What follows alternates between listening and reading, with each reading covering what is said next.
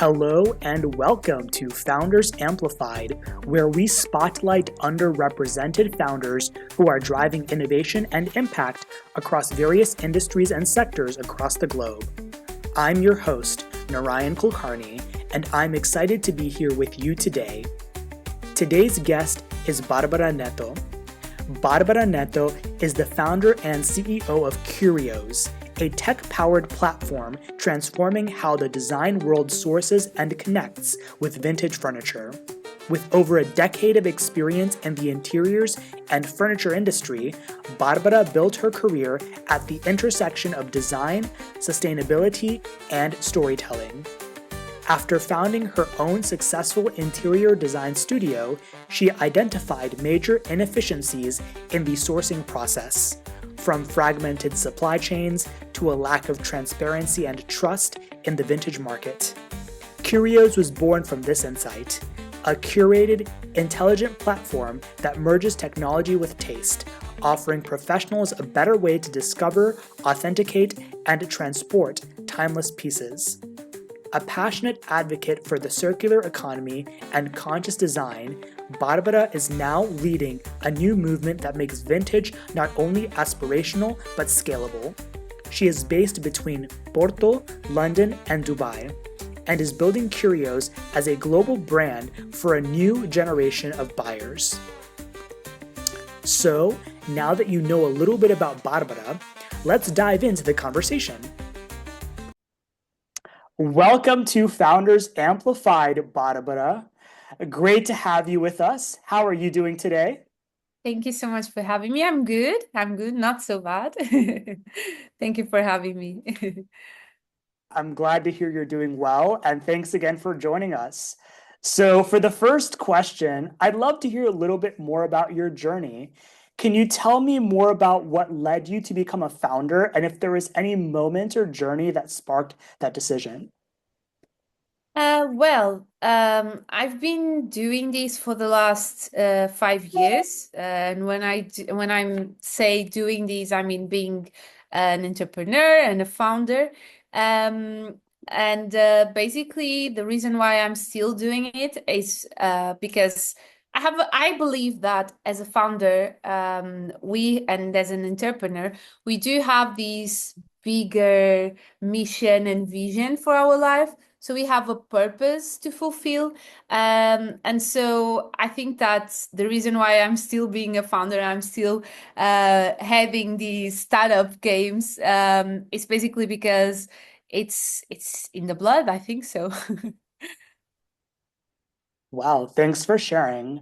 So, when you say in the blood, to me that means maybe that's part of, say, your history, your story. And I was curious if you could tell me a little bit more about any parts of your identity or your story that have influenced your founder journey and or make you a very unique founder in your own way in your industry.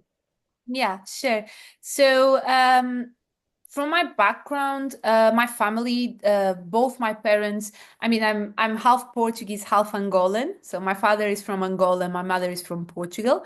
I was born in Porto, in Portugal, and I grew up here as well. But both my parents, they've always been also entrepreneurs. They had some small businesses, nothing big, but like restaurants and small coffee shops here in Porto. And basically, growing up, seeing them doing that was obviously inspiring in a certain way. Of course, all the challenges around that, like not having like a family schedule 24/7, having to face the challenges of dividing work and family time. That's something that, of course, as a kid, it also makes a difference. But basically, the whole journey was inspiring, and I believe that seeing that coming from their side, it inspired me as well. So that's the reason of my expression, "It's in the blood." But also, I think that is this thing of coming from a background where I always were the minority or seeing as being a minority. That's basically as being like mixed and being like a woman as well. And I grew up in an environment of basically not many available resources. I studied in a school where I was the only black kid. I mean, me and my brother, we were the only two black kids. And the whole social environment in that school and in that area, it wasn't actually something that could actually tell you like you will be successful in your life. So we always felt that we had to fight harder, be better, study more, work more. So just to answer your question, I think that it's in the blood expression comes from a place of uh, it's basically in my DNA, both coming from my family side, my parents' side, but also from the way I grew up and the way I was raised, basically. Wow, thanks so much for sharing. That sounds very inspiring. One thing I'm also curious about is what led you to want to go into the interiors industry? Well, that's a good question. My story is probably not as standard as majority of the creatives and creativity industry stories. So I was, as I told you, I always worked really hard. Since I was 17 years old, I started to work to help my mother.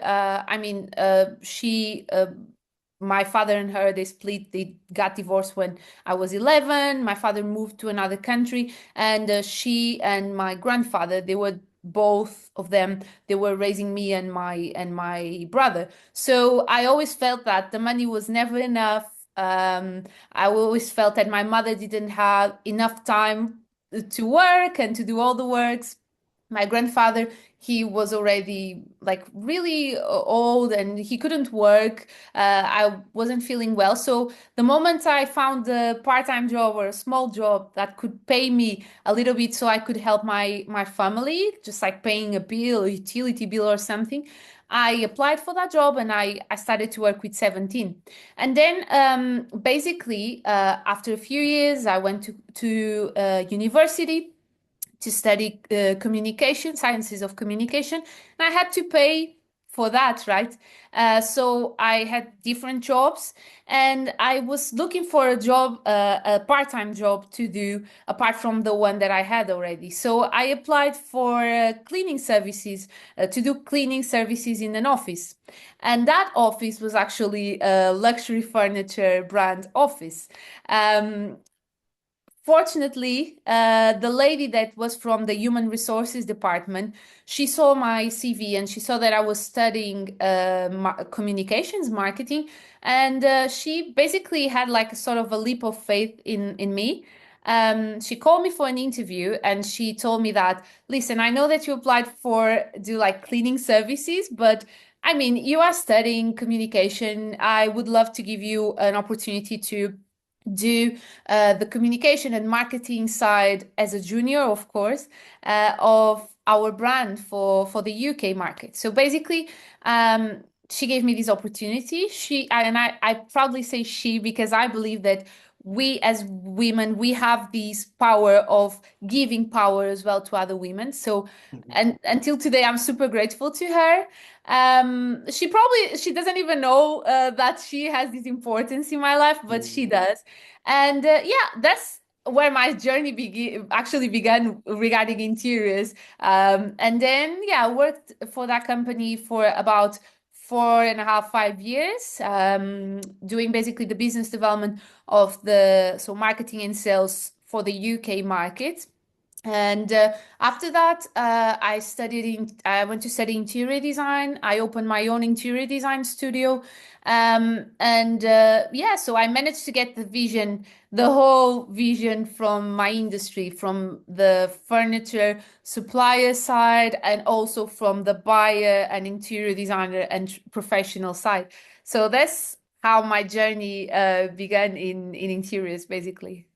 Wow, that's amazing. As you saw, I cried a little bit because when I heard you share about how I'll say mentor this person allowed you into the industry, seeing how a woman supported another woman, although I don't self-identify as a woman, that really resonated with me because I have seen in my own life how people who are also of a minority community have supported me. And I have been an ally in spaces where I have seen firsthand the power of women supporting other women. That first, I find really amazing, and I really appreciate that you shared that and have given a thanks to her in that way. The other thing which I thought was really amazing about what you shared was how from your work since getting that first job, you've then been able to get a really broad overview of the industry and see both things that you love as well as it sounds like things that were challenging.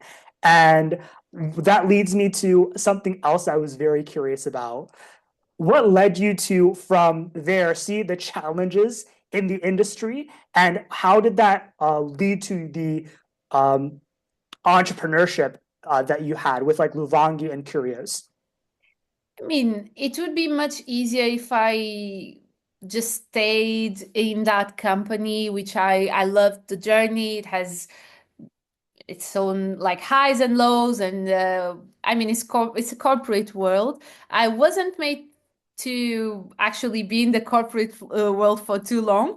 I like adventure, and I like this thing of every day there's something new and different to do. But I mean, it would have been easier if I would just have gone through that path.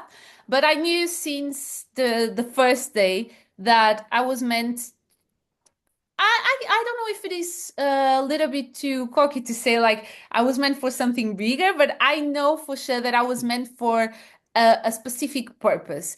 That was the reason why I was in the interiors industry. So what I mean is that it's easier to just work for a furniture brand, then you open your interior design studio, and then from usually a place of ego you decide that you want to design your own furniture brand and your furniture collection, and then everybody knows you because you design beautiful stuff. But that's actually not the right way of sorting a problem in the industry. Like, and I saw all the issues, as I told you, from one side and the other, the furniture supplier and the buyer supplier, the logistics issues we have, sustainability wise, all the issues my industry brings to the planet. And of course, I felt like, okay, I can just create a furniture brand and a collection, but that won't actually fulfill me long term. So instead of doing that, I started to study in a deeper way all the issues my industry has. And I started to see, okay, I cannot solve all the problems. I mean, I'm not God, but I can find some key points that, with my knowledge, allied with technology and also sustainability, I can indeed solve some of the big issues of my industry. So that's why basically I started Curious. Luvangi is my interior design studio. We do solve some issues, just like we don't only design projects, we design and manufacture the items with small artisans and small factories. So that's one thing that we solve, but we do mostly like high-end and custom projects. But with Curious is the next level, is the way I found to give back to my industry, basically. It's through Curious. So yeah, that's why I started the platform. Cool. Can you tell me how Curios is innovative in your industry? What is it doing, and how is it solving issues in the industry that, in a way that you have seen, or that would make people say, "Oh, wow, I didn't think about the industry or this way of solving it in this way." Yeah, for me, it was super important as someone that didn't have that many chances in life to show my potential.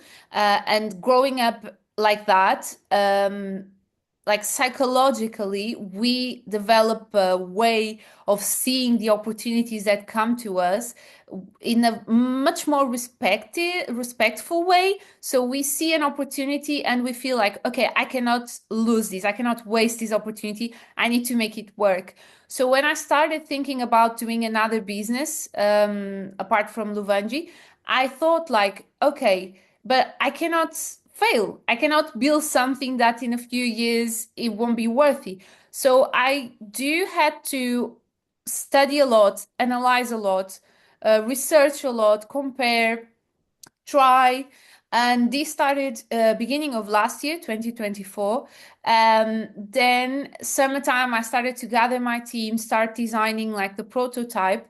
November 28th, we launched the prototype. It was like an ugly version of it, but it worked and it served the purpose of proving that there's a need, a gap, a big, big gap in the market and a big opportunity to change. So basically, what Curious does is it's more than just a marketplace. The marketplace is just the tool we use to source the products, and the products I'm trying to tell you, they are vintage furniture items. So basically, we source these items with many different dealers across the globe. They are mainly located in Europe, UK, and North America. So we gather these sellers, we curate the items, we only allow vetted sellers to be part of our platform, and we also curate the items to see if they are able to go back to the market or not, if they are not suitable to be in the market. We curate them, we promote them, we sell them, we deliver them. And this is not new when compared to other marketplaces. What's new with us is the fact that through technology, we can deliver the items with the easiest, fastest, and also more affordable for the planet and for people's pockets. With technology, we can do that logistics wise, what we call the smart logistics. So we only deliver in Europe products that are in Europe, we deliver in America products that are in America, and we partner with small and medium sized transport companies to do that. So you basically reduce the amount of kilometers that they will do, the cost, the gas emissions, and everything. Apart from that, we also have the AI Curator, which is basically a system that we built with technology and artificial intelligence that allows us to verify if the item is really authentic or not. So, as a vintage item, as a designer item, it's important to, if you are buying online, you need to feel that confidence that the item is real, the item is original, especially if you are paying a lot of money for an item. We do have a wide price range, which also is something very important for us because we target mainly millennials and Gen Z, so my generation, and we millennials and also the Gen Z, we have one thing about everything that we buy, the way we buy things, is that they need to be sustainable, they need to have good quality, they need to last. The way we do purchases have changed a lot. And right now, and I know that it will be that for the next generations, we are super mindful in what regards the way we do purchases, and interiors is not different.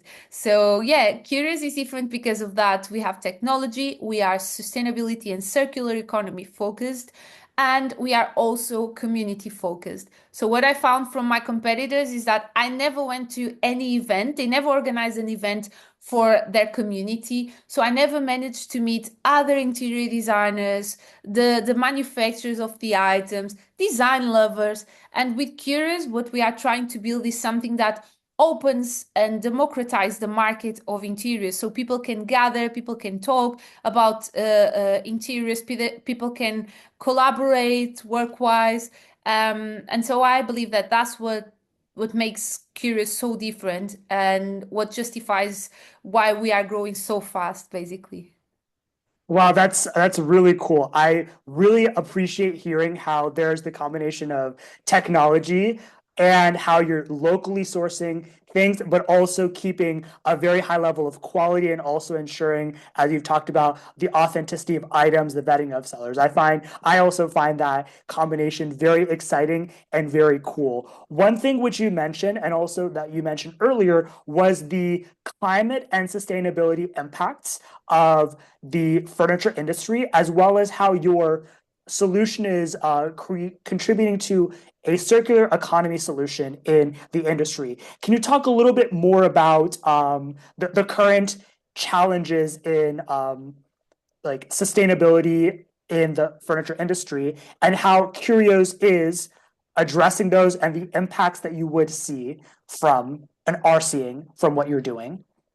Yes, sure. I mean, I still believe that the interiors and furniture industries, we are a bit like outlooked because fashion is in the main stage and everybody now and since ever talks about fashion and talks about circular economy in fashion and secondhand and rentals.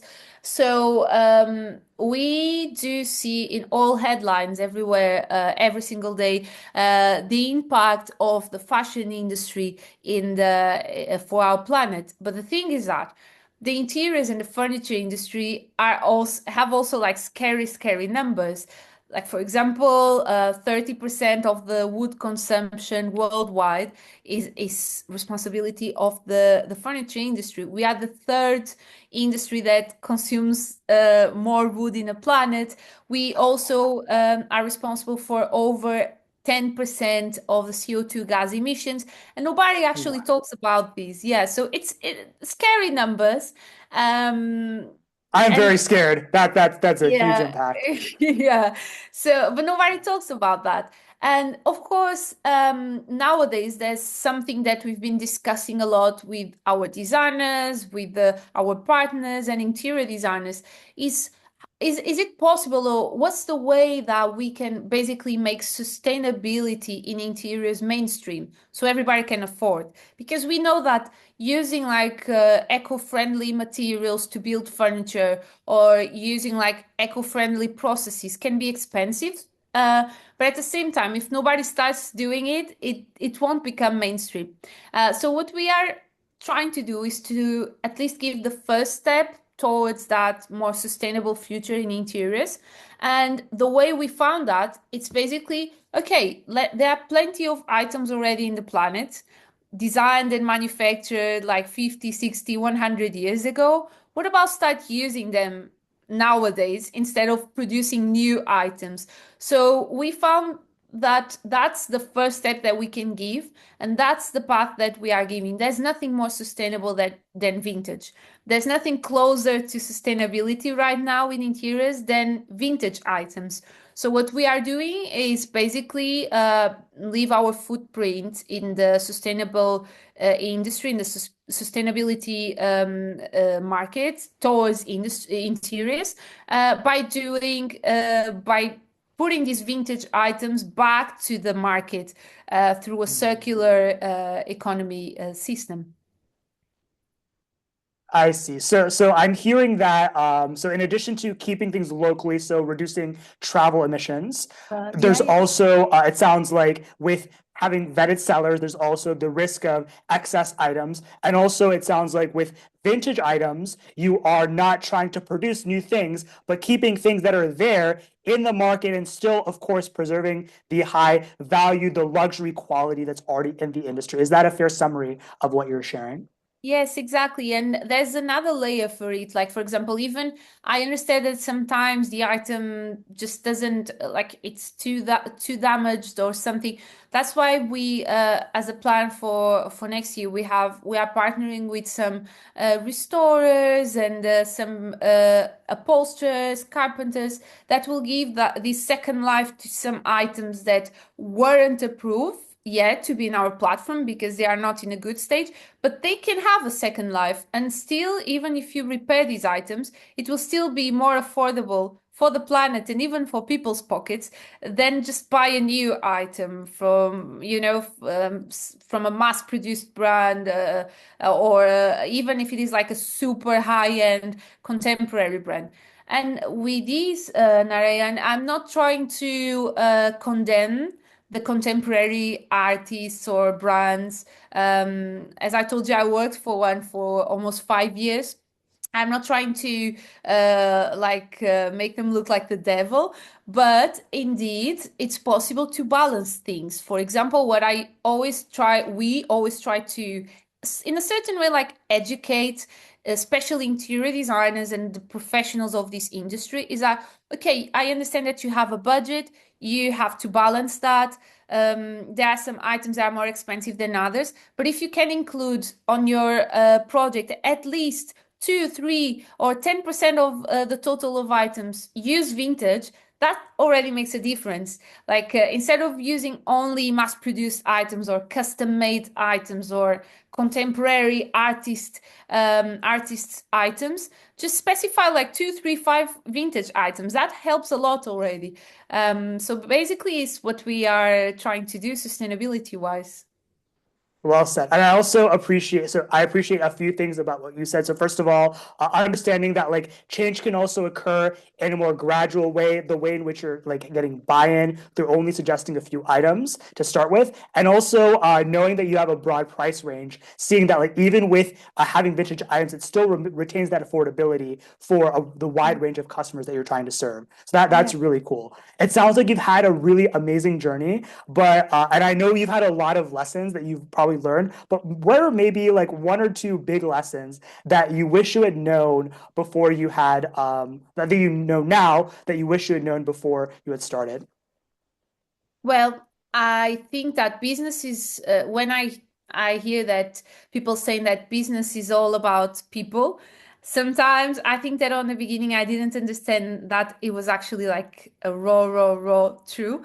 But indeed, business is all about people, and we as founders or young founders or I mean, I had the experience and I have the experience from my interior design studio, but still, it's a completely different business model.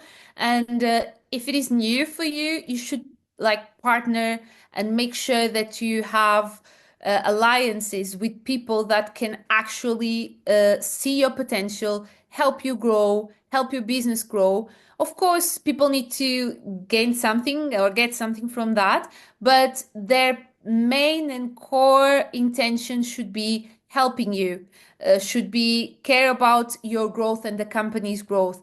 And I would say that the first lesson that I learned so far with Curious was literally to make sure that I partner with the right people. If it is like an advisor, an investor, from my own team, the human resources, make sure you are like surrounded by the right people. And the second lesson I would say, you don't need a big team, basically.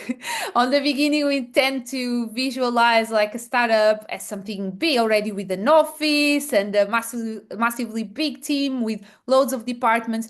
You don't need that. I mean, at least in Europe, human resources are something super expensive, and sometimes we can go like grow slower and not to put that much pressure on our shoulders by building already something that is should only happen like in 1, 2, 3, 5 years time. So I would say these two lessons are the ones that I learned apart from others, but this one I would highlight them so far from Curious.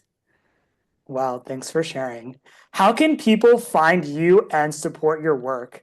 It sounds like you're doing amazing work and would love to invite you to share what people can do to assist you and Curios on your journey. Yes, so basically we are curious. I mean, we have a good, really good social presence, social media presence. So our main channel is the Instagram. So you can find us at the tag Curious Official. Then we are also on TikTok slowly. It's still not our main social media channel. We are still learning from them, but Gen Z, we need to learn faster. But I'll Mhm. say Instagram, LinkedIn also for more like educative content, like about sustainability in interiors, the market size analysis, these sort of things. And myself, and also, of course, our website, curious.com. But myself, I'm trying, to be honest, to be a little bit more vocal about this because I know about the importance of personal branding and be the face, show the face behind the project. But you can find me on Instagram as well, and you can find me mainly, and I think the most interesting things that I share there on LinkedIn. And yeah, basically these two channels. Awesome. It's great to hear that you have a great presence and it looks like and sounds like that's expanding. So very exciting. Now it's time for our signature question. So fill in the blank. I amplify Okay, I amplify all the black kids that grew up in a not friendly environment for them to prosper as being big here first. So I think that I amplify for that. All the black kids that grew up in an environment that wasn't made for them. I amplify the truth that we can be bigger and bolder than they told us that we would be, basically. amazing. Well, thank you so much, Barbara, for not only Thank sharing your journey, an you. amazing journey, but also the incredible insights that you have had about the furniture industry and what Curios is doing. It's just so cool to hear the innovative things that you have been doing and will be continuing to do as time goes by, and the positive impacts that they're enabling, whether it's like a social impact, an environmental impact, or in like the ethical way of doing business. That's really cool. And as I reflect on our conversation, as I reflect on what I know about you and Curios, I mean, of some things I really appreciate are, so number one, I love the authenticity that you come from saying, okay, there was a challenge that I had, but then there were people that really helped me. So the anecdote you shared about your mentor, and then I see that sense of gratitude, which it's that I know that comes from in this conversation as well as conversations we've had before in the kindness, the amazing like the way in which you relate to people. The other thing which I also appreciate is, and you talked about this earlier, is the holism and the broad understanding you have of the industry, but also the courage to then identify like challenging spots and then simultaneously partner with individuals to make a change, both in the sense of disrupting an industry through what you're doing, but doing it in an intentional way where you're not only serving the newer generation like Gen Z, but also doing it in a way where you are developing really mutually beneficial partnerships with existing players. So I really applaud that, the relationship building and the holism and that knowledge that you bring in what you're doing. That I find very amazing, and I Thank, celebrate thank you for that. Thank you, Nara. Thank you so much for your kind words. I mean, it's super inspiring also what you've been doing with Founders Amplified and all your work that we spoke before about your work and you being able to spend some time building a stage to showcase all these founders that come mainly from underrepresented um, environments and scenarios. So I really appreciate that you invited me for these, and I really appreciate and thanks for your words. You're most welcome. I also applaud you for, as you shared, I especially appreciate in the answer that you gave with who you amplify as not only a voice for creatives in your industry, but also as a voice for people who are underrepresented. Yeah. Both you directly said people who are Black and brown, but also I knowing that you are someone of mixed race, some people who are also of like multi-ethnic, multiracial, mixed race backgrounds, Indeed. because such individuals are often underrepresented in many spaces, not just entrepreneurship, Thank you. but Yeah. also like especially in like entrepreneurship change making. So I appreciate that you've also shared that. And yeah, again, I really enjoyed our conversation. I look forward to seeing the amazing things that you'll be doing in the future. But for now, I wish you a wonderful rest of your day and like amazing things ahead.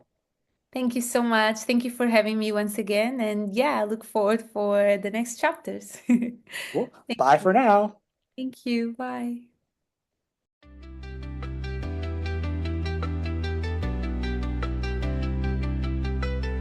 To our listeners, thanks for tuning in to this episode of Founders Amplified.